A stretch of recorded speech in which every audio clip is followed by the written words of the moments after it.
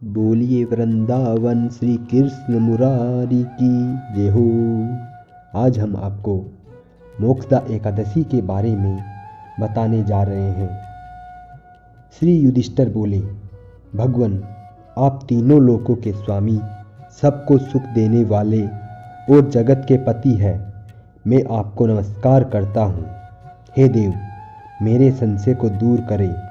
मुझे बताइए कि मार्गशीर्ष शुक्ला एकादशी को क्या कहा जाता है। उस दिन कौन से देवता की पूजा की जाती है, उसकी विधि क्या है। भगवान कृपया आप मेरे प्रश्नों का विस्तार पूर्वक उत्तर दीजिए।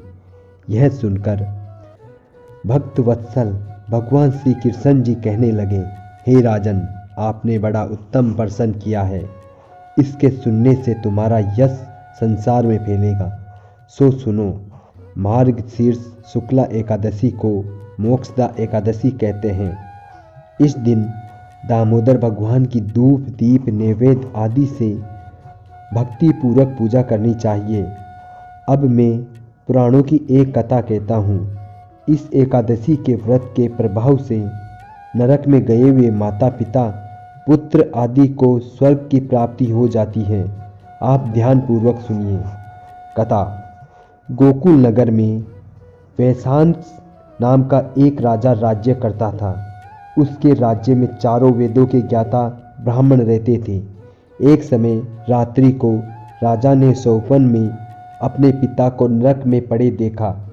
इससे उसे बड़ा आश्चर्य हुआ और प्रातः होते ही वह ब्राह्मणों के पास जाकर अपनी स्वप्न कथा कहने लगा कि मैंने अपने पिता को नरक में पड़े देखा और उन्होंने मुझे कहा कि हे पुत्र, मैं नरक में पड़ा हूँ, यहाँ से तुम मेरी किसी प्रकार मुक्ति करा दो। जब से उनके ये वचन मैंने सुने हैं, मेरा मन बड़ा आश्चर्य है, अशांत है। मुझे इस राज्य, धन, पुत्र, स्त्री, हाथी, घोड़े आदि से कुछ भी सुख प्राप्ति नहीं होता। मैं क्या करूं? कहाँ जाऊं? इस दुख के कारण मेरा सारा शरीर जल रहा है। अब आप कृपया करके कोई तप, दान, व्रत आदि ऐसा उपाय बताइए जिससे मेरे पिता की मुक्ति हो जाए। उस पुत्र का जीवन व्यर्थ है जो अपने माता पिता का उद्धार न कर सके। राजा के ऐसे वचन सुनकर ब्राह्मण कहने लगे, हे राजन, यहाँ समीप ही भूत भविष्य वर्तमान के ज्ञाता पर्वत ऋषि का आश्रम है। आपके प्रश्नों का उत्तर वे भली भांति दे सकते हैं। ऐसा सुनकर राजा मुनि के आश्रम पर गए। उसी जगह चारों वेदों के ज्ञाता साक्षात ब्रह्मा के समान पर्वत ऋषि बैठे थे। राजा ने वहां जाकर उनको साष्टांग प्रणाम किया। पर्वत ऋषि ने राजा से कुशल क्षेम पूछी। तब राजा ने कहा, हे देवर्षि, आपकी कृपा से मेरे राज्य में सब कुशल है, परंतु मेरे मन में अत्यंत अशांति रहती है।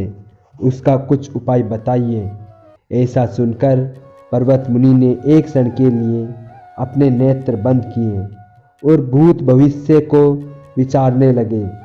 फिर बोले, हे राजन, मैंने योग बल से तुम्हारे पिता के सब कुकर्मों को जान लिया है। उन्होंने पूर्व जन्म में कामातुर होकर सोच के कहने पर दूसरी पत्नी को ऋतुदान मांगने पर भी नहीं दिया। उसी पाप कर्म के फल से तुम्हारे पिता को नरक में जाना पड़ा। तब राजा बोला, हे महात्मे, मेरे पिता के उद्धार के लिए कोई उपाय बताइए। पर्वत मुनि बोले, राजन, आप मार्गशीर्ष शुक्ला एकादशी को व्रत करें और उस व्रत के पुण्य को अपने पिता को संकल्प कर दे। उस एकादशी के पुण्य के प्रभाव से अवश्य ही आपके पिता की मुक्ति होगी। मुनि के वचनों को सुनकर राजा अपने महल में आया और कुटुंब सहित इस मोक्षदा एकादशी का व्रत किया। उस व्रत के पुण्य को राजा ने अपने पिता को अर्पण कर दिया।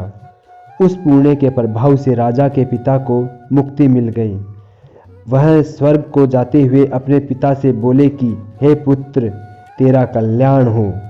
मार्गशीर्ष मास के शुक्ल पक्ष की इस मोक्षदा एकादशी का जो व्रत करते हैं उसके समस्त पाप नष्ट हो जाते हैं और अंत में स्वर्ग लोक को पाते हैं। इस व्रत से बढ़कर मोक्ष देने वाला और कोई व्रत नहीं है।